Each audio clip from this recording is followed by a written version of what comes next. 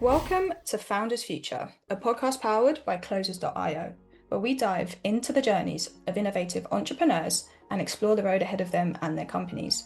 I'm your host, Olivia Salmons, and in each episode we'll uncover the stories behind impactful ventures, the challenges faced along the way, and the strategies driving their future growth. Today I'm joined by Emilia Lujan, the founder of Mindful Body Productions, a global platform that helps individuals and organizations reconnect with presence, conscientiousness, and community through transformational experiences, education, and storytelling. Emilia, very warm welcome to Founders Future. Thank you so much for joining me today.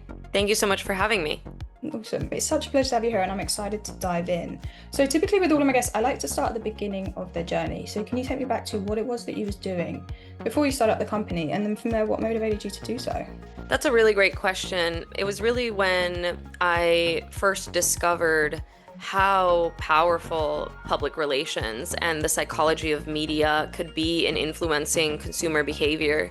During college, I worked for a PR agency and also learned of methods to influence society into purchasing and behaving in certain ways for the good of the company. And at Yeah. that point, I was working for an agency that was doing PR for a fast food chain, and I was just starting on my health journey. So I didn't feel in alignment. I didn't feel like what I was doing was purposeful or even supportive to society. So I decided to go off on a different path, even though I went on to doing my master's degree in documentary directing and learned how to produce media. I was very much fascinated about the holistic health path, starting out with learning how to be plant-based and vegan. One of my school projects was to create a documentary or a trailer, and I decided to create a YouTube channel, which was the birth of my first brand. I'd always been an entrepreneur. In the early stages, of course, a starving entrepreneur. And resilience and dedication is really what ended up guiding me here throughout many years of experience in reinventing myself, creating my first brand. Then I started doing events and hosting large scale events and learning different methods and modalities for health, always being in the holistic health space, of course. Then I got to a point where I was like, I'm ready to open up an agency and work with brands in this capacity. Amazing. I love that. And have you found like the purpose and what you're doing really attracts who you are as a person? Certainly, the clients that I attract are people that want to make meaningful change in the world. There's a lot of holistic health brands out there that just care about the bottom line more. It's a very trending space. A lot of people are starting to get into it because it makes a lot of money and there's a tendency, a market tendency towards it. But I find that the people that we're attracting are people that are in alignment with making a bigger impact. That's so important. And as you said, like it is quite flooded at the moment with the holistic, it's on trend.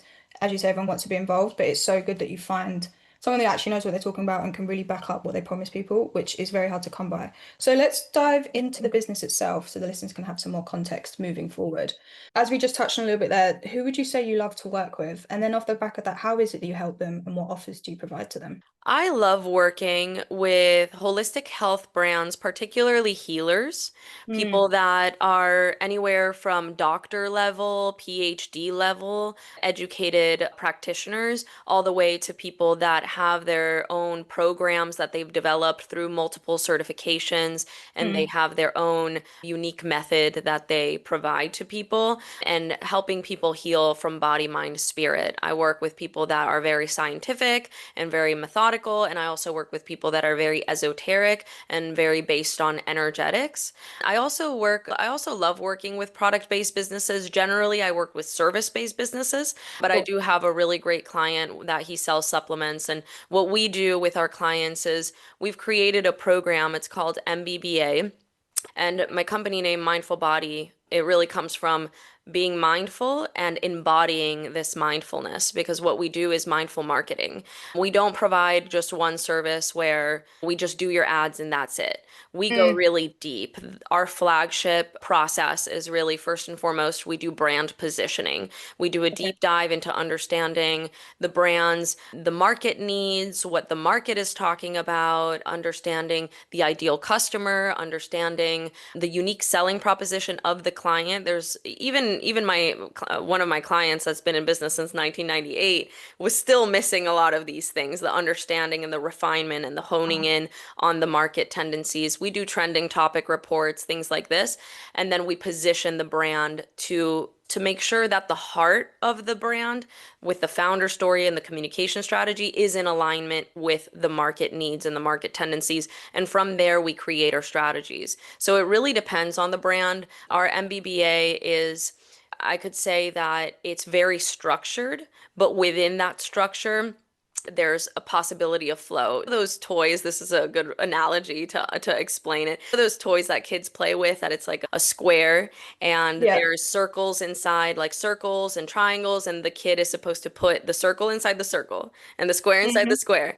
So our board has the circle, the square, the triangle, and the star, except that the circle might be different colors depending on the brand's needs. So let's say brand positioning is a circle. If a brand wants to really go deep and create audio visuals for their brands, intros and outros, animated 3D logos, that's going to be a more robust brand positioning. But we also have more simple, straightforward, depending on the client's budgets and the needs of the client. Awesome. I love that. So it is very custom to their needs and just making sure they're getting the full outcome from it on the other side of it. Make them. Exactly. We stick with them. It's a long-term game. Building a Yeah. business, as like, it doesn't happen overnight. A lot of people think you start paying ads and then you're going to start getting clients tomorrow, but that's not really how it works. To build authority, to build trust, to build a community of people that lift you up, it takes time and it takes consistency. And we're there to offer that in all stages of a brand's growth. Amazing. So how long is it that you'll typically spend with a brand or with a company? I've founded my company 3 years ago. I started out making very small, we worked with very small budgets initially, Okay. but the client that has been with us the longest has been 2.5 years, actually. Okay. So I strive to stay with my clients for a long time because it's again, it's part of the growth. The business doesn't stop, the evolution of consumer behavior doesn't stop. Your website needs to be refreshed consistently throughout the year, and your brand is like a living being. It's a Yeah. persona, really, and that's how we treat brands. So if you think that set it and forget it model is going to work, it's not. No, you have to, as you say, constantly be on top because the world does move twice as quick as it did before as well. So even when you was referring back to clients that were from started up the company in the 80s or in the 90s, it's the since 2008, the whole world has done a complete 360. So it's like you have to really be trusting with people that they know what they're talking about. So typically, how do you go about acquiring your own customers? So what are you finding is working well for you in terms of marketing at the moment? The best channel of marketing for us is ads. We do content, we do LinkedIn outreach. They're okay. A lot of people are skeptical about marketers. Marketing has gained a really bad reputation, and a lot of people that I talk to are just really jaded and come to the calls a little bit nervous, not knowing what to expect. But I find that ads are a really great way because I get to my team and I, we make creatives that really speak to the heart of our audience. And because Mm. I also embody my mission and my team also embodies the same mission, then the way that we develop the scripts and the flow of everything, it seems to resonate with the right people. Love that. And as it should, and that's how ads should work moving forward. So where are you finding most success? Is it mainly across Meta that you're running the ads? Meta has been our most successful Yeah. platform. We tried Google, a little spotty, Wow. but I find Meta has been a really great place for us to find our ideal client. Awesome. And then, so once you've acquired a customer and they're within your ecosystem, how is it that you go about the selling process? Do you have a team that you work with or that are in within the company, or do you take that side of things on as well? So I take the sales calls. Okay.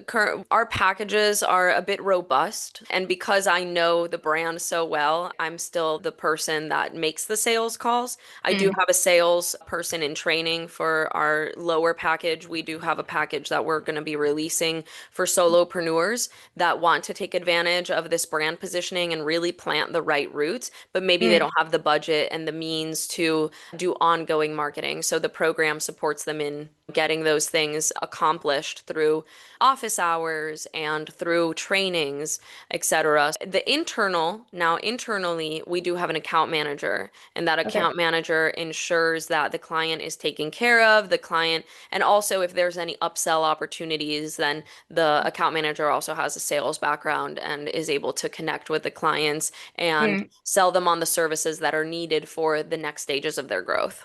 awesome. And then do you enjoy taking the sales calls as well? Is that something that part of the job that is like exciting for you?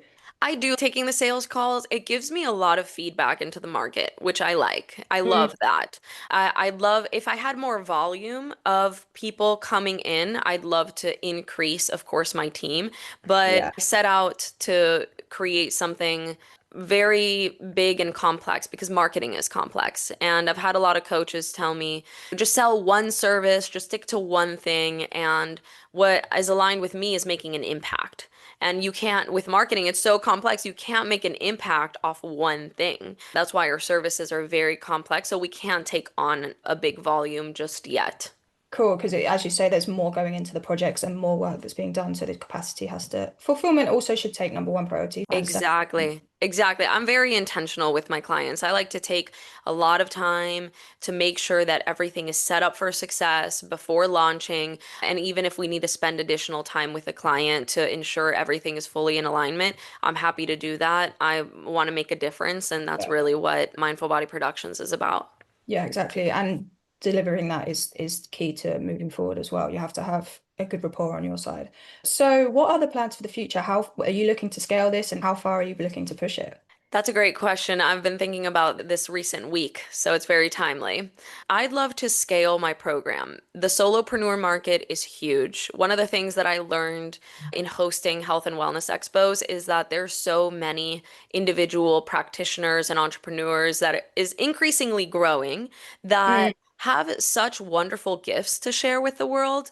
And they're just having challenges in meeting their market and understanding how to communicate to their market. Most people, when they start, they build their own website. Maybe their cousin helps them, their friend makes their logo. So it's very like homemade, and that's great for the initial stages. But when it's not properly positioned, it's really hard to get the brand out there. This program that I'm developing, it's called Roots to Rise.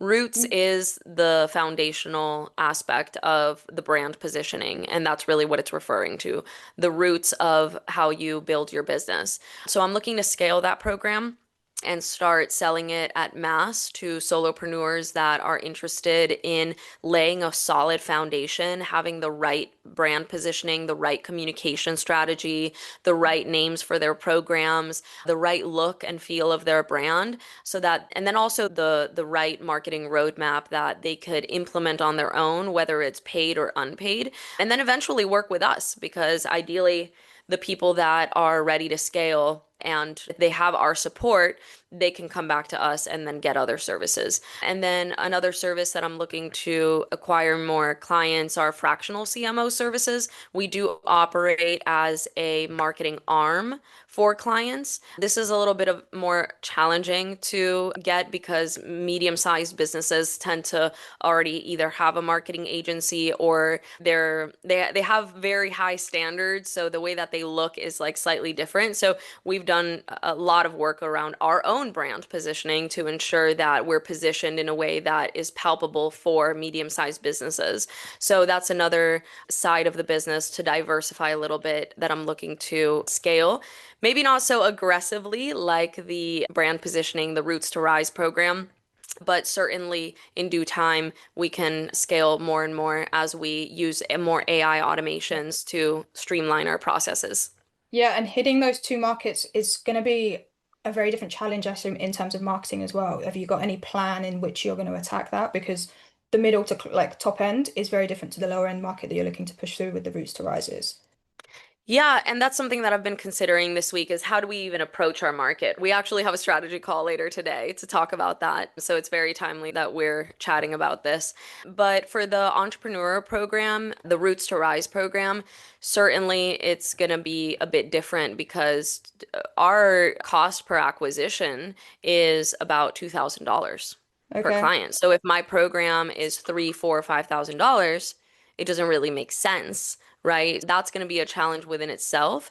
But again, the current calls that I take through my ads, some people do qualify for the Roots to Rise program, and then Yeah. some people do qualify for more done for you services. That's something that we're still navigating and figuring out how can we approach these two markets. We know Mm, through LinkedIn, getting connections, doing more Loom sales calls, sales videos, and getting in touch with the executives of companies seems to be working right now. We just started a new strategy there. So for fractional CMO, more yeah. robust packages, I think that's a better route. And then for scaling, I think Meta would be a better route. We still need to make some decisions as to how we're going to approach it.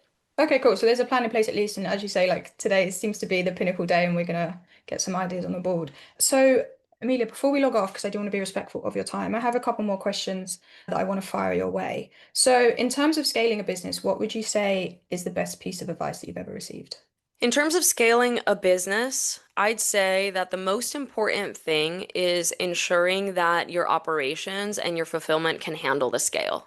A lot of times we have this idea in our mind that I need to reach 100K of revenue per month right now, and that's the only thing that I'm thinking about. But what does Mm, that entail? I build my business with the vision of what kind of life do I want to create for myself. If I want to run around like a chicken with my head cut off and everything being on fire and me putting out fires left and right and dealing with angry clients and client turnover, then that's really what you're going to get when you just focus on scaling versus working with both. It's a bit of a juggle, which is the mhm. challenge because you have to have the operator brain and you have to also have the CEO brain of the growth of the company. But focusing on operations is going to give you a lot of peace of mind as you're scaling. So scale steadily. I like it. And then, as a final question, if you could go back in time to a younger version of yourself, and you could only leave yourself with one piece of advice that you know now that you didn't know then, what would you say to yourself? I'd say be patient. Again, this idea, we all have this in our society now. This we need everything now. And I talk to a lot of entrepreneurs and I tell them, "We're going to do your brand positioning." And we're like, "Why can't we do that in a day? I want my ads to be launched tomorrow." And I'm like, "Okay, your business isn't built overnight, right?